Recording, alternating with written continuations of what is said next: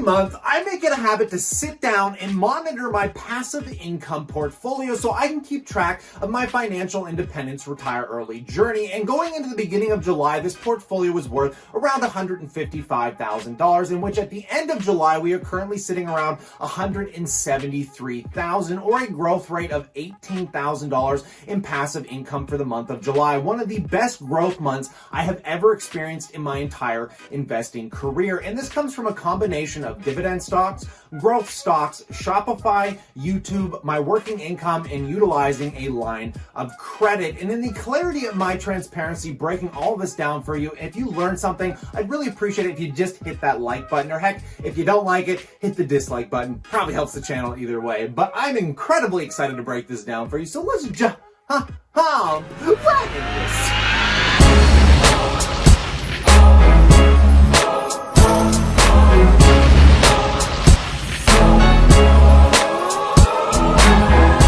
Welcome back, passive income investors. And to kick all of this off, I want to start with the most juiciest of all the passive income sources, which of course is my dividend income, because that comes from stocks where people have to show up to a business, make all the money, put it on a balance sheet, and then hand it out to me as a wonderful shareholder. Probably one of the most beautiful forms of income. And we're going to take a look at my spreadsheet where I broke most of this down. And keep in mind, there are some discrepancies, and I'll try and go through those as we get into this. But this is a divide between US and Canadian income. And that final $18,000 that I said is all converted to Canadian income, just for you US viewers and anybody else out there to fully understand. But so taking a look at the US side of the portfolio, which is not converted to CAD, we can see for the month of July, one of the biggest US dividend payments I had come in was from GEO Group. Now keep in mind, this is also minusing out what we call withholding tax. Because I'm Canadian owning a US company, I have to pay over the border tax, which I can actually show you how that gets calculated in the transaction history here. As we can see, on July 24th, I received a dividend from GEO of $177.60, in which they withheld $26.64, or roughly 15%. Luckily, I don't have to pay any other tax than the withholding tax. But taking a look, if we go over to Johnson & Johnson, where I received $62, I in fact do not pay any withholding tax, even though it is a US company, and that is because I hold it in what is called a registered retirement savings plan, which kind of is a tax haven account where you don't get conflicted by any of these taxes until you withdraw that money, usually at your retirement date. And then taking a look at MO, Altria Group, one of my favorite stocks, huge dividend payer, had great earnings, paid me out $110 as well. Now moving to the Canadian side, where things get a little bit more interesting, I want you guys to keep in mind the reason my dividends are up so much for this month is most of these companies only pay out once a quarter or once every 3 months, which we can see with my Canadian banks, where we had Bank of Nova Scotia pay me out $125, and then Canadian Imperial Bank that paid me out $131. Now my monthly payers that I love the most, because they obviously pay every single month, Northland Power kicked me out another $50, and RioCan, my real estate investment trust, made me $165. Now this has been growing month over month consecutively. As many of you know, I've been buying shares pretty heavily in this company, giving me a total dividend income,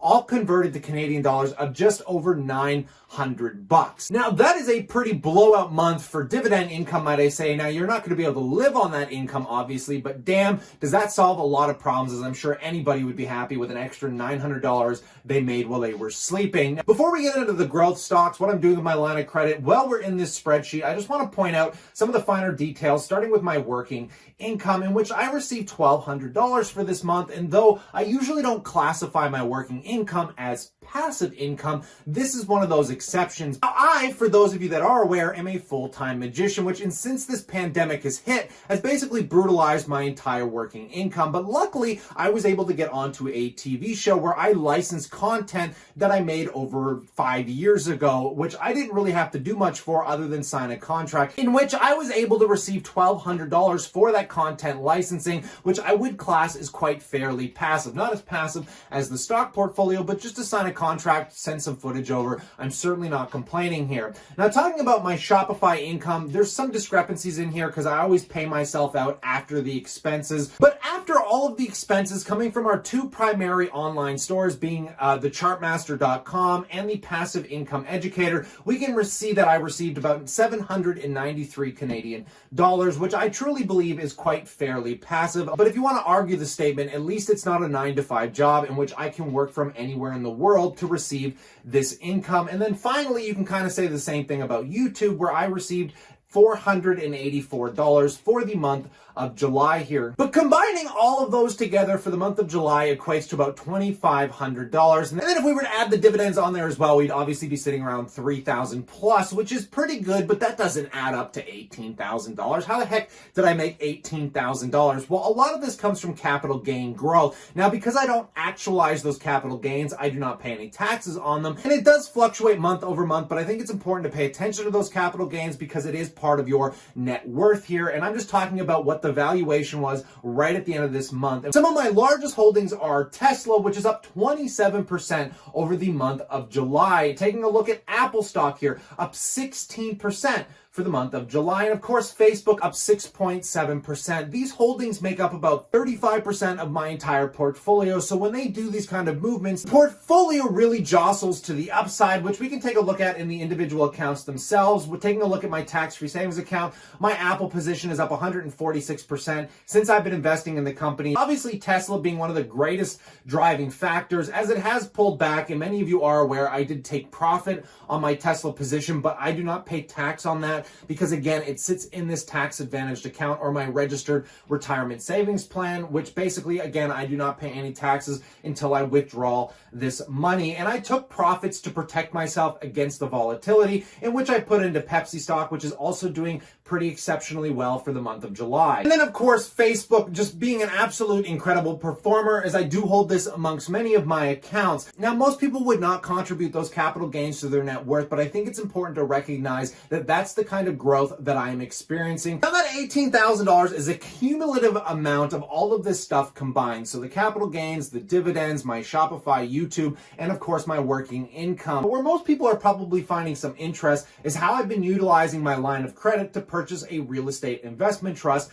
called RioCan, in which I have been finally making some interest payments on. And we can take a look at that in here. As many of you might be aware, I took $5,000 off my line of credit to go ahead and buy into RioCan, which is paying out roughly a 9.7, 9.8% yield. My interest rate on this is 4.9%. So at the end of the day, I'm collecting about a 4% yield after I pay back the interest. Now, I have been paying back a lot more than the basic interest because I feel like as I pay this credit back, I'm owning more and more shares of RioCan. And all of that is baked into this position where basically I have $5,000 of my own money and then $5,000 off the line of credit. Now, off this position, RioCan is roughly paying me about $1,000 annually, which we can actually see in the income details, or about $1,010 annually. Obviously, about $505 being from the credit and $505 being from my own contributed amount to the position. But what I will do is every month when RioCan pays that money out, I just leave it sitting in this account because obviously it is money that I received. And then what I will go ahead and do is take out $100 from my savings account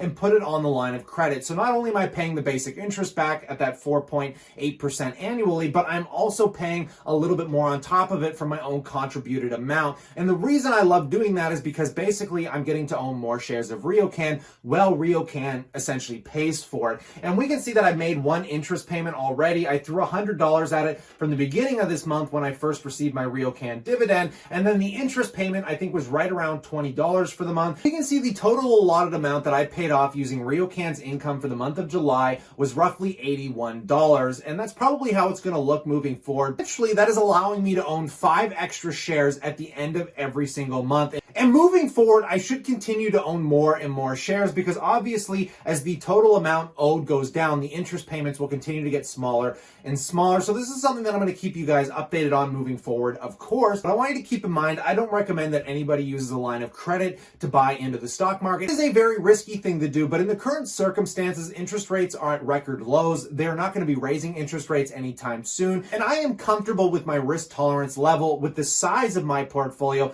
leveraging only $5,000, which really only makes up about 2.5 to 3% of my overall portfolio. So on a risk adjusted basis, it's barely a drop in the pond. So in light of all of this, with the combination of YouTube, Shopify, me licensing some of my magic content, all that dividend income and capital growth, I was basically able to gain about $18,000. Now that $18,000 is more than I will typically walk away with at the end of any given year off my working income, because even though I typically make $30,000 to $40,000 a year. That is before taxes, obviously living expenses and working expenses. And typically after all those are paid, I'll only make around 10 to 15,000 to add to my stock portfolio or my other passive income sources. In this 1 month alone, it is incredible to think that I've grown more than any other entire given year off my working income, which is why it is so crucial that you guys need to start investing now. And I hope that you learned something from this video, and I would love to know what you think in that comment section below. But stay cool,